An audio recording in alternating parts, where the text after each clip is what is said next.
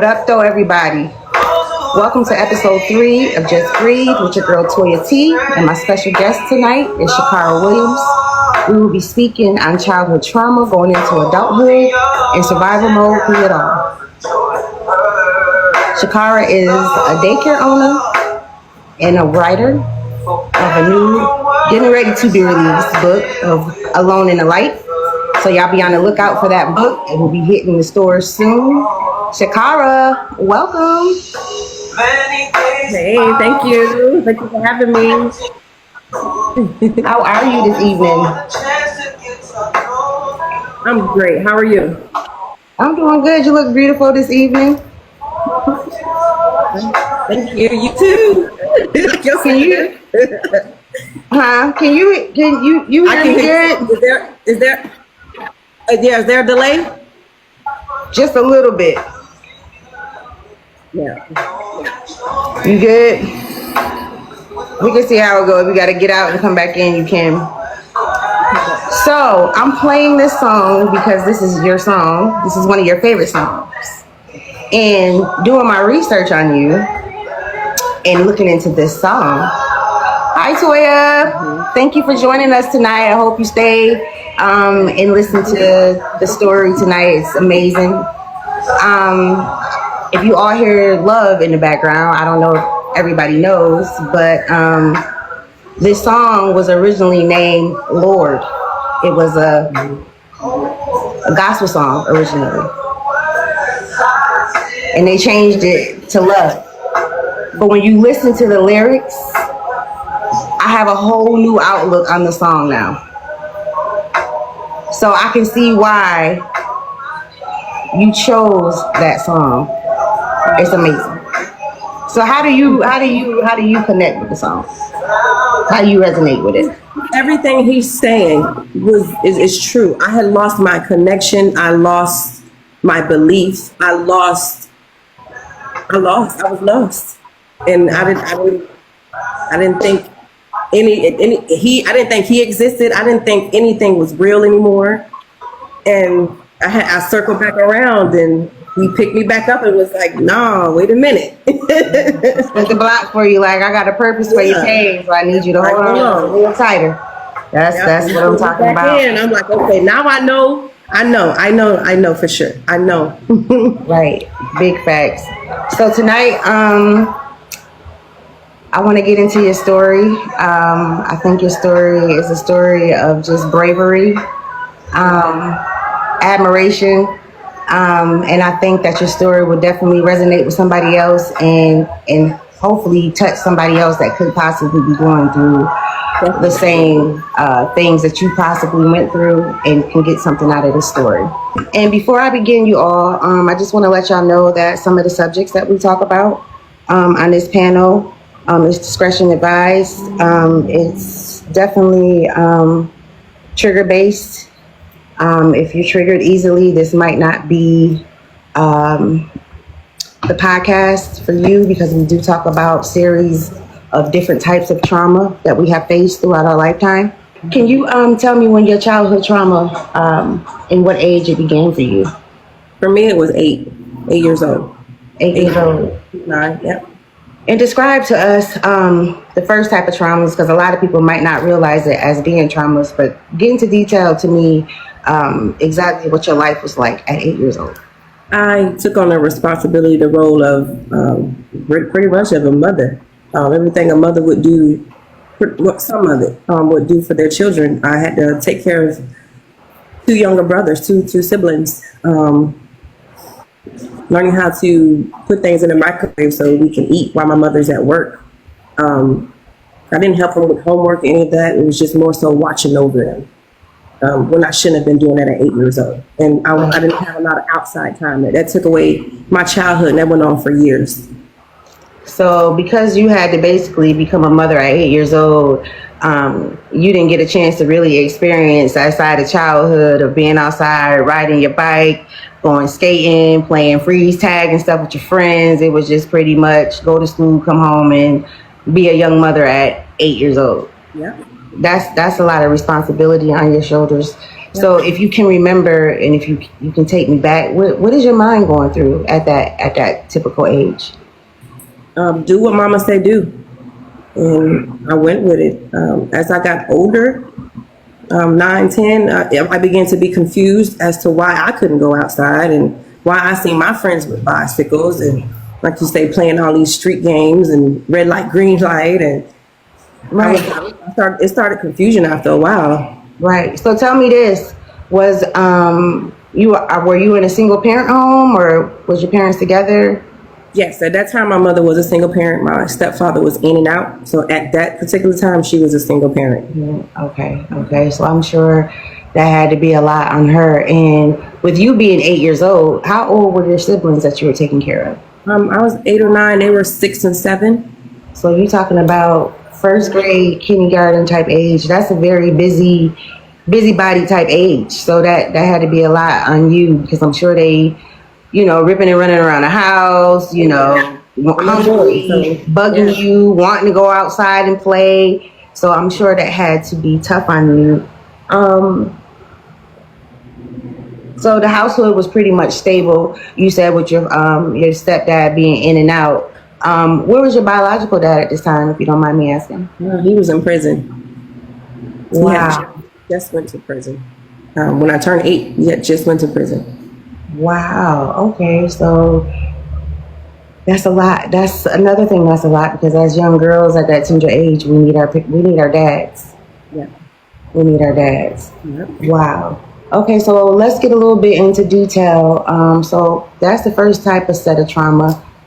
Just having to take on those adult responsibilities at such a young age. At 8, we still babies ourselves, basically.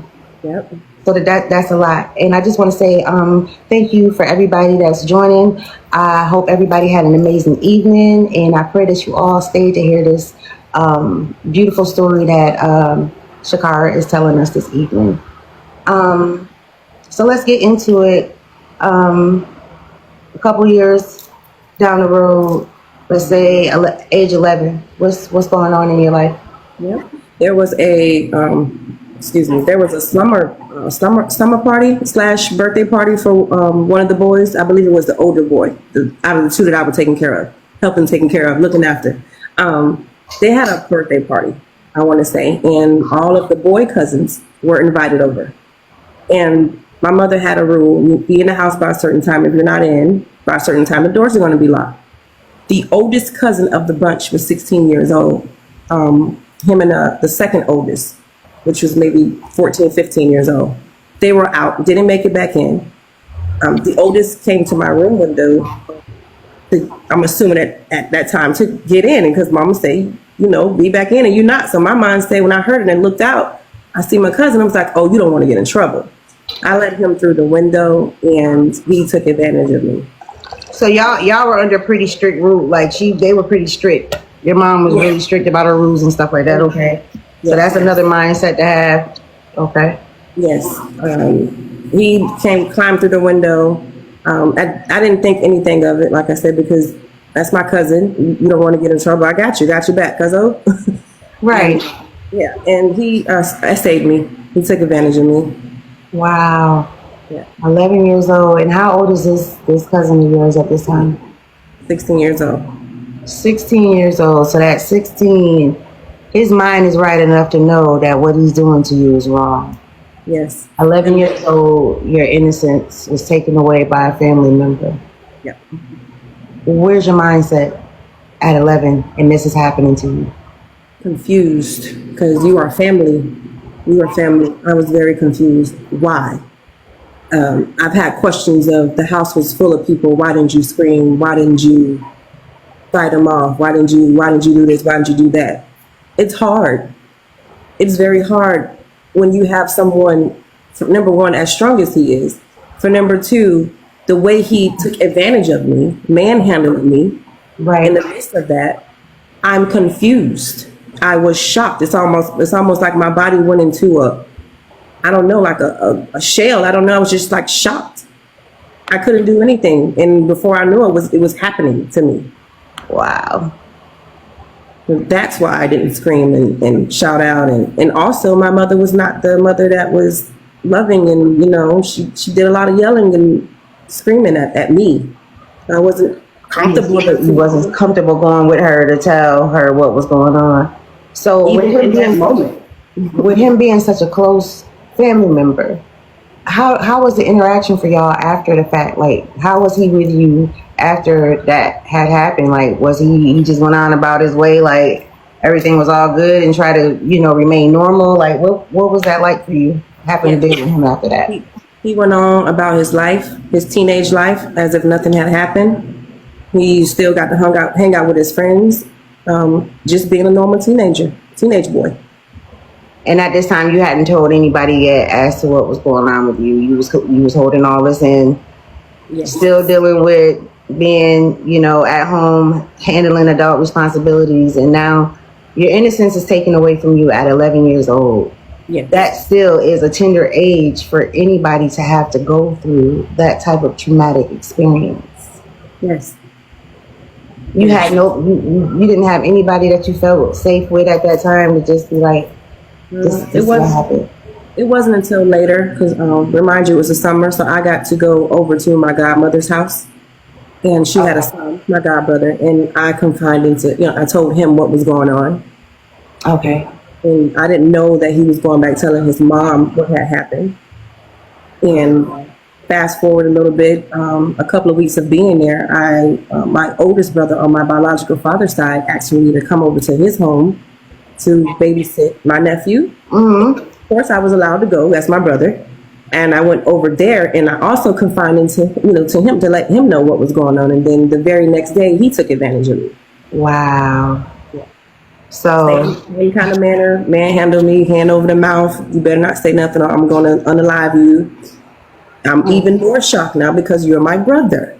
Right, and this is the same brother that you're confiding in, that somebody else has SA'd you and taken, I can't even get my words out, have taken advantage of you, and you take that and use it against me and do the same thing.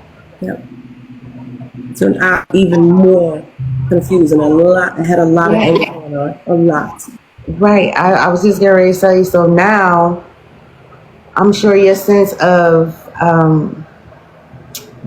just closeness when it comes to family, like I would be confused too, because this is kind of like, y'all supposed to be my family and love me, and I'm supposed to feel safe with y'all, but yet y'all taking advantage of me and hurting me at the same time.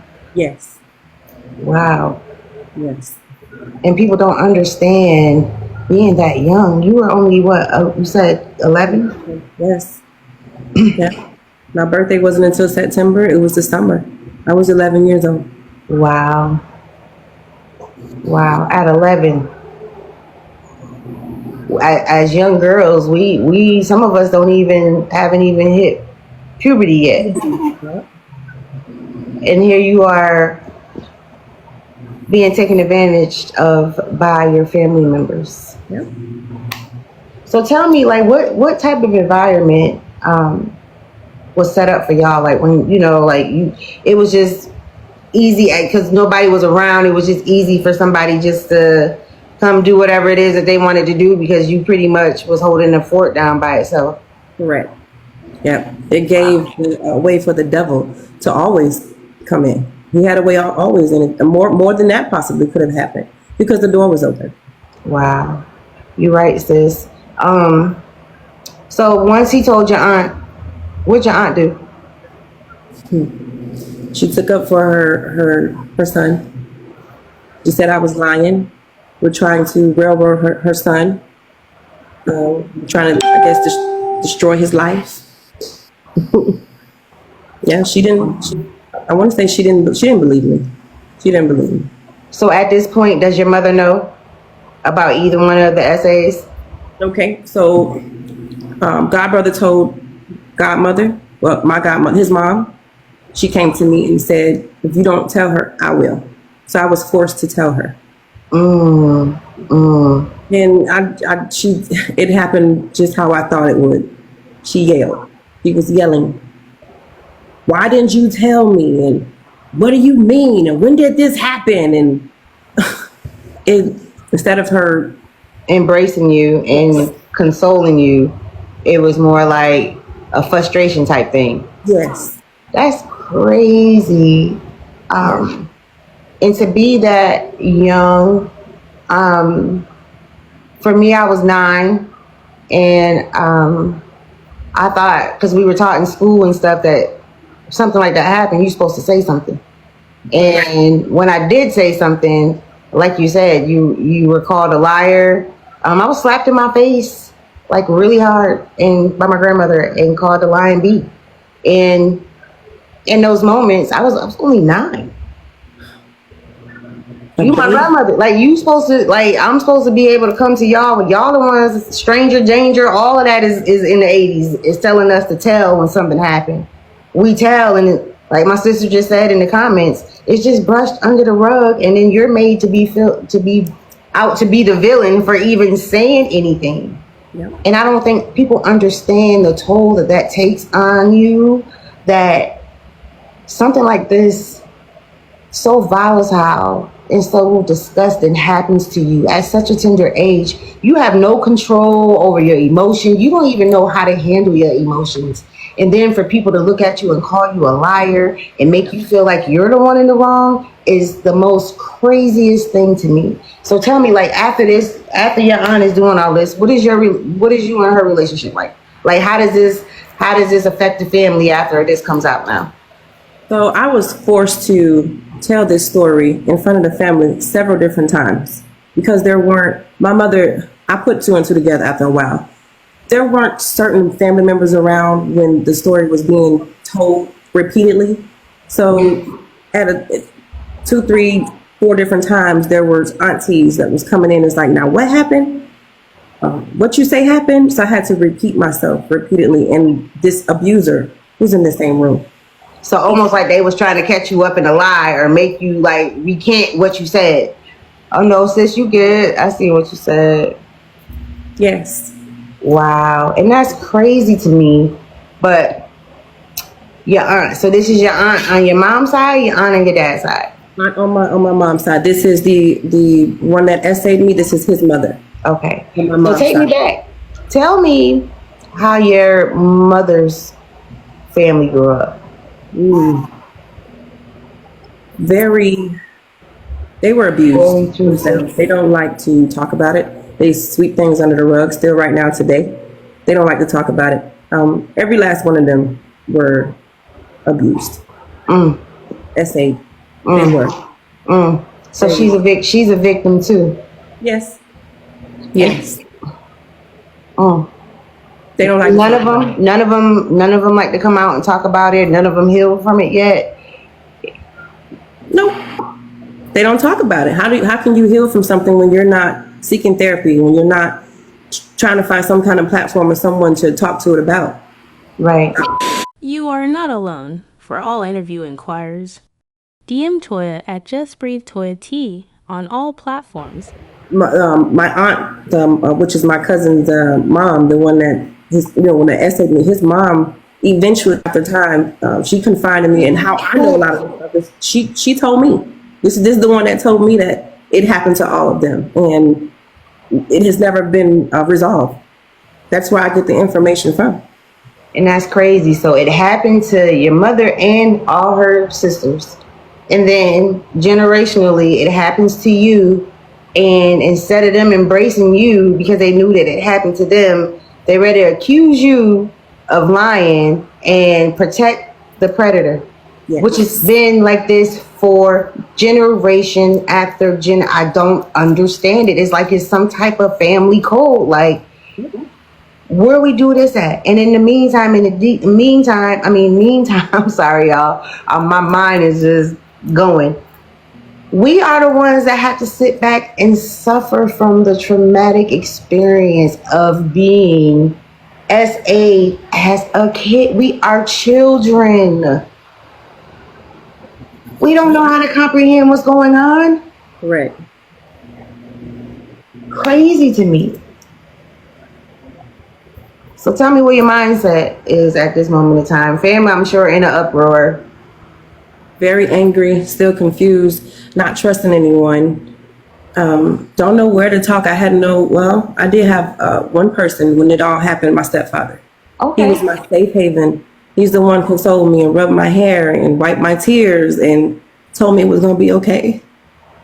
Oh, I'll cry. You're gonna make me cry. Ooh, Lord Jesus. Father God, we come to you right now, Lord Jesus, just ask for your strength. So through everything, it was somebody that at least came through and made you feel somewhat safe. Yes. But I'm and that sure, was important for me because I didn't have anybody. right, It's like everybody was turning their back on me. right, You're accusing me. You're trying to catch me, like you said, catch me up in a lie and tell me I'm lying about it. right. Ooh. So at this moment in time, you're only 11, so I'm sure you don't even know what abandonment issues are. No. But at this moment in time, you don't even know it yet, but you're dealing with abandonment issues. Yes. Yes. Yep. So with everything that's going on, the family in chaos, you're trying to pull pieces together. How are you doing in school? Like what's going on with your mindset outside of home? So after the everything came out, my grades went to hell. I didn't care about school.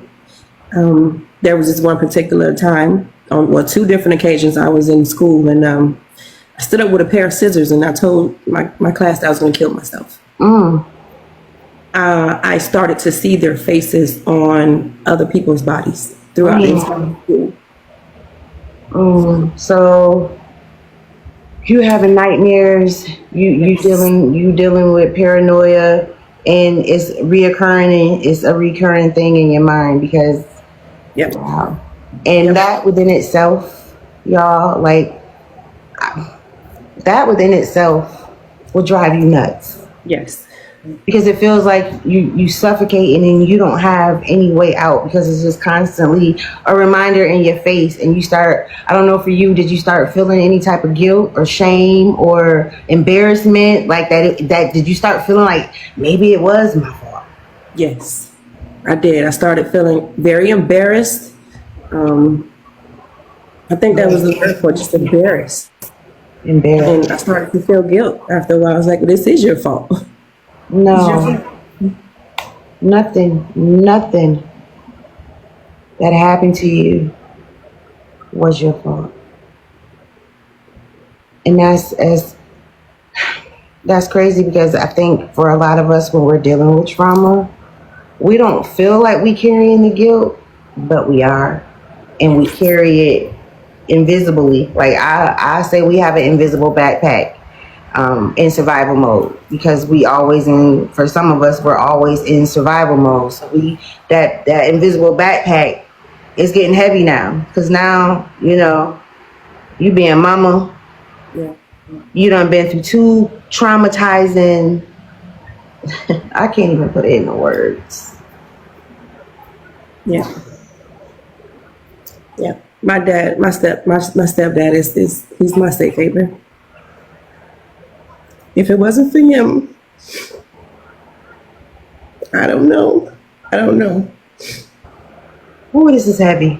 He was the only person out of everybody. That's crazy to me. And I don't know what it is for some of us as young women that it's almost like we chosen in a way. I don't know because I don't wish any harm on any of us. But some of our stories are so similar when it comes to the abandonment and especially from being harmed from the people that's supposed to love you most. So through all this time, where's your dad? Your dad, I know you said he went in at 8. He's still locked up? Still in prison. It got back to him. He was in and out with it. First it was, how did this happen? Hey, Devil Dog, thank you for joining. First it was, how did this happen? What did you say? It was almost like he accused me of lying. Your dad? So it was no consoling coming from him. There was no love. There was no. Your dad have siblings? You got aunts and uncles on your dad's side? Yes. Okay. Yes, he has 4 sisters. Okay. 4 or 5 sisters. Any aunties on that side came to your aid or anything? Yes, every last one of them. Okay. They believe me. They believe me on that side. I didn't have the connection, a way to get to them, like the transportation. I wasn't, because my mom wouldn't let me go after that. It was kind of like, you stay home. Yeah. So almost like you being punished for being hurt. Yeah. Which is crazy. Yeah, wow. So I got to talk to them, and they believe me. When I talked to them over the phone, they told me that they had my back and that they were sorry that happened. It was my biological father for me. He was kind of 50-50 with it. It was him. So how is your mother and your stepfather relationship at this point? Because I'm sure with everything that's going on with you, is now that it's out in the open, she's having to deal with it. So I'm sure they having conversations. So what is their relationship looking like in the household?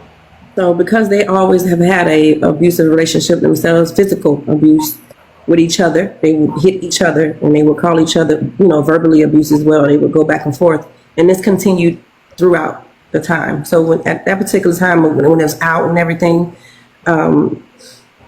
their relationship was still the same. It's still the same. So she didn't have no issue with him stepping in and being that dad role for you at that moment in time. Correct. He had been in my life since 6 months old.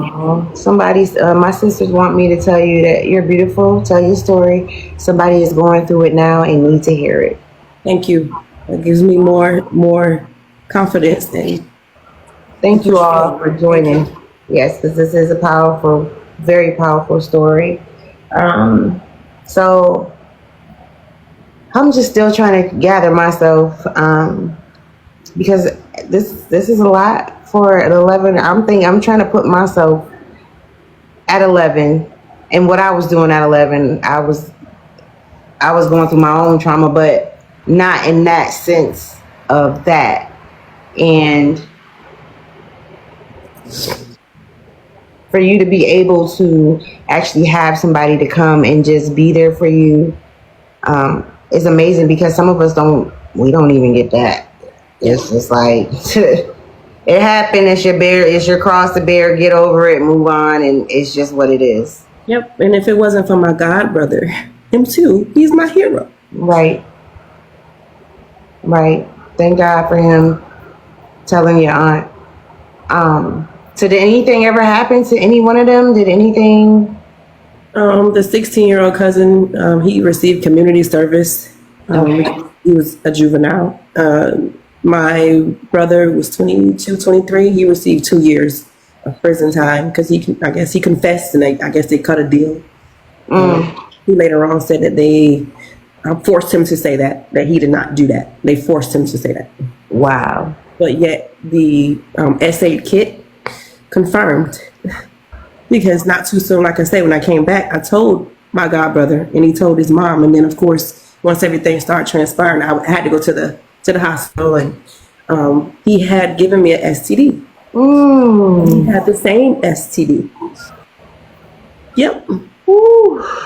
Yep. And remind us again, you are how old? 11 years old with an STD. Yes. The one that starts with the G. They should have threw his ass under the jail. Yeah. So I know with all of this going on, you acted bad. You acted out for sure. Oh yeah. So what that consist of? Age 14, I started to run away because I would go into the stores with my mother and I would see these people's faces on people's body. I didn't know where to turn. The nightmares was getting the best of me. I didn't know what to do. I'm in the house with boys, my brothers, men. These are young men now. They're, at 14. And I'm sure you don't trust nobody. And I felt like outside of the house was the best option for me. Go outside of the house, and it's out there is what you're looking for. So I started to run away.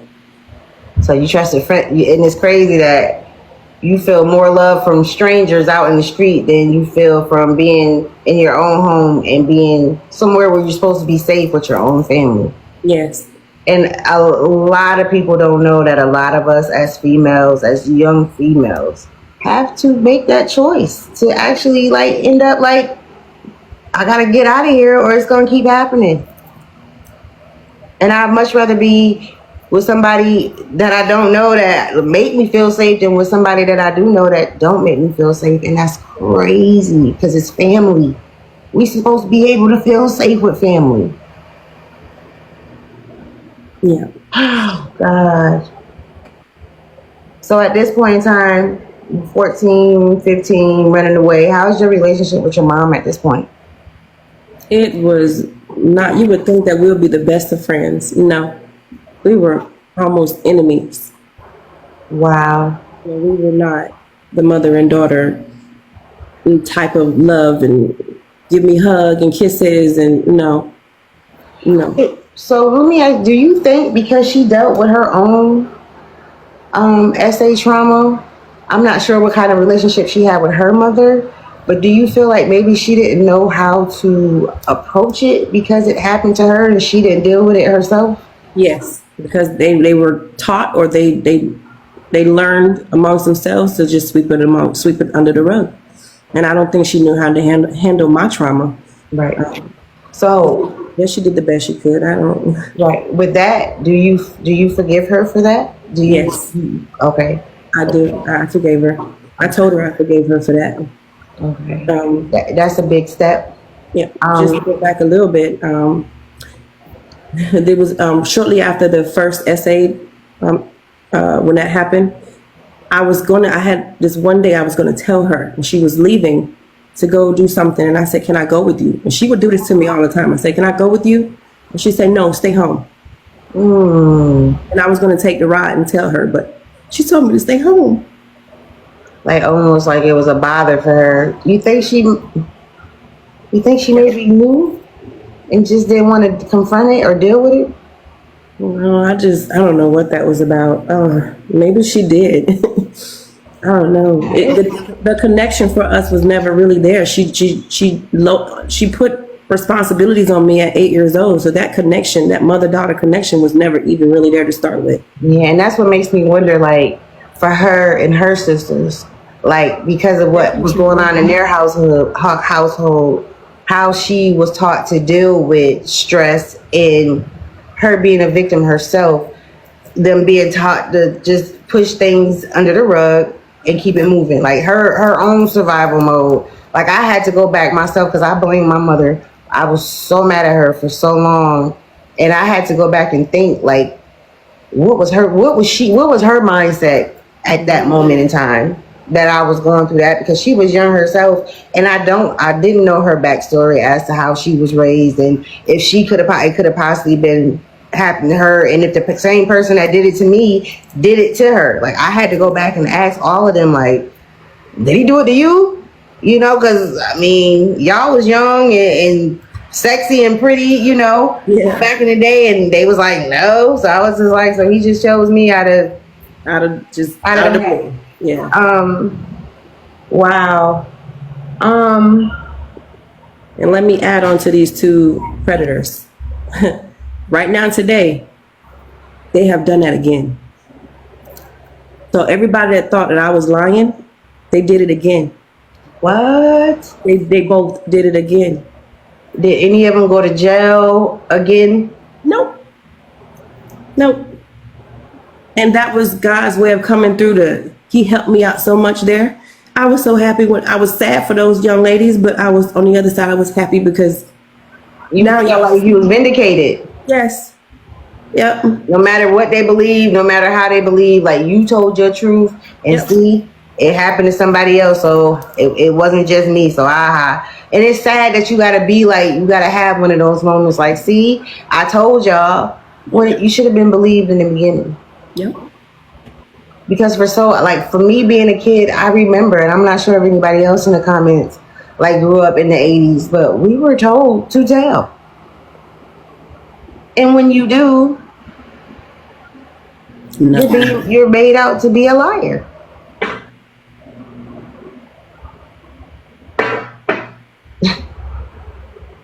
Yep.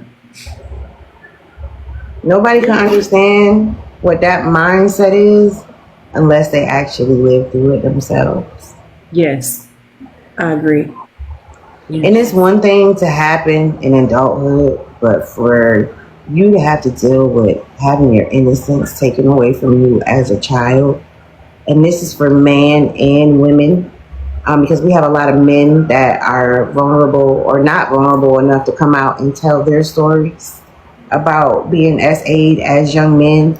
And I feel like a lot of times, you know, people that are SA'd at a young age, depending on if it's male or female, you know, sometimes you develop, that's your first experience. So am I supposed to lean towards this preference because that's the person that took my innocence, or am I supposed to be attracted to this? Like, it's just so much mentally that goes on that people just they go over their head when they like, oh, that boy was messing with, he just, I'm not gonna say the word, but y'all get the gist of it. And it's like, no, can you take a minute and sit down and ask him what he's been through, or ask her what she's been through, for her to feel like this is what she's doing or may have to do? Some people just don't know. And it sucks because you shouldn't have to bear that type of weight of adulthood as a child. In no way, shape, or form should we be introduced to those type of interactions as kids, let alone from our family members. It's crazy to me. I agree. Oh Lord. I agree. So, moving on. Take me to about 16. 16. Oh goodness gracious! I was filled with anger, hatred, even more confused. Nothing was getting better after therapy. Nothing had gotten better. My stepfather was in and out, dealing with his own issues. I was at that point, because that was, like I said, that was my safe haven. So he's gone. The person I was going to talk to is gone now. I took every. You believed him, D. I'm sorry, sis. I'm glad you believed him, because it only takes one person to make you feel like they got your back. Yes. Oh wow. I'm gonna have to talk to you after the interview. So if you feel comfortable with answering some questions, I would like to know a little bit. But I know you're angry at this point, and I'm sure you're angry at everybody that you thought loved you. You don't look at them the same no more. Correct. Because of the amount of hurt that you're feeling. And I'm only internalizing that because I know what that feels. I know what that abandonment feels like. So, and now you don't want to be in that environment. So now I am finna go. I'm numb at this point. I'm numb. I'm mad. I'm ready, set, go. And I'm about that life at this point. It's whatever. So you running away, things are getting worse. So take me to that. Like, what's going on at 16? What happened? After being in the crazy house for so long, I wasn't able to take medicine. She told me, don't give me any medicine. So after being, and she told me the reason why she did that was because she knew where I was. It's like, at least I know where you are. I told her, don't give you no medicine, and I will be there for weeks at a time. Okay.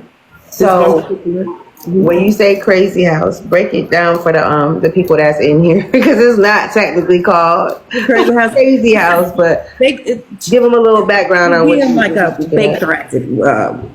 They had a name. It's a name. It's in Florida. This particular group home. They call it Baker Act, and when you take someone into a group home where your restrictions, you don't have any. You eat with plastic, and they're watching over you because your mom at that moment. I guess my mom just she told me her reason for doing it was because she just wanted to know where I was, but their reasons to have people in there is because you're really loony in the brain. Like, Right. you try to do a few things to yourself, and we Right. got to have you here to watch over you. And at that time, that was not my case. At that time, you wasn't. That was not my case at that time. Okay. Okay. I don't know if it had something to do with it, because later on, I did try to unalive myself. I took every single pill there was in that medicine cabinet. And you was how old at that time? 16 years old. 16. Yes. Mm. And I ended up in the hospital, of course. Those pills had already dissolved throughout my body. They stopped pumping. Had many seizures, I was told. I woke up on the third day. I had 2 nurses come to me and tell me that they don't know how I'm still here. One told me I was supposed to be a vegetable. It's like, I don't know how you still here. How? And all I told her was, I said, I was in a dark room. I said, you have a dark room here? She said, no, ma'am. I said, I was in a dark room and I was just sitting there. And she said, your soul was being fought for, sweetie. Yeah, because in that moment in time, they say when we unalive ourselves, that's something that we're not supposed to do. But God had a purpose for you. So 3 days later, I woke up. You woke up. You rose again. Yep. Okay. So tell me your mindset after this. So you dealing with that. Do you go back to running away? What's your relationship like after you attempted to unalive yourself with your mom? Even relationship with mom is it's really destroyed. I continued to hang out with the older crowds. I was in the clubs, drinking and smoking and carrying on. At 17, I left home for good. It wasn't too long after that I left home and haven't been back since. Okay. 17, leaving home, meaning stepping out on your own, getting your own apartment. What's that looking like for you? Yep. So because she knew that I was not going to stay home, and she pretty much told me to go. She was like, go back where you came from. She pretty much told me to go. She was like, go back where you came from. Your mom? Yes. She ended up putting an apartment in her name for me. And at this time I had a 22-year-old boyfriend, and she put the apartment in her name, and he was paying the bills, but she later on put the responsibility on me again to take care of her two boys. What? And they were teenagers. They're right behind you. Remind you, they 14, 15. So when you say put the responsibility for you to take care of them again, what you mean? Yep. She packed them up, brought their things to my apartment that was in her name, and put them in the second room together. Brought some food. Yep. Not move the kids in. Yep. Yes, she did. Wow. And she was receiving, I guess it's what they call Social Security, SSI, whatever that is, from the government. Yeah. And she didn't mind you having a 22-year-old boyfriend at 17 either. I see. No. There's nothing she could do. Well, there's nothing she could have done. Like, at that point, I'm gonna go. I mean, legally she could have had. Yeah. You know what I'm saying? But that's all. That's another picture all within it. You know what I'm saying? All within itself. So. But to me, when she did that, it was normal because I had been doing it for so long. Yeah. I've been doing this for so long, lady. I said, okay, so we doing this again. Okay. So how long you kept your little brothers? It was for maybe 2-3 months.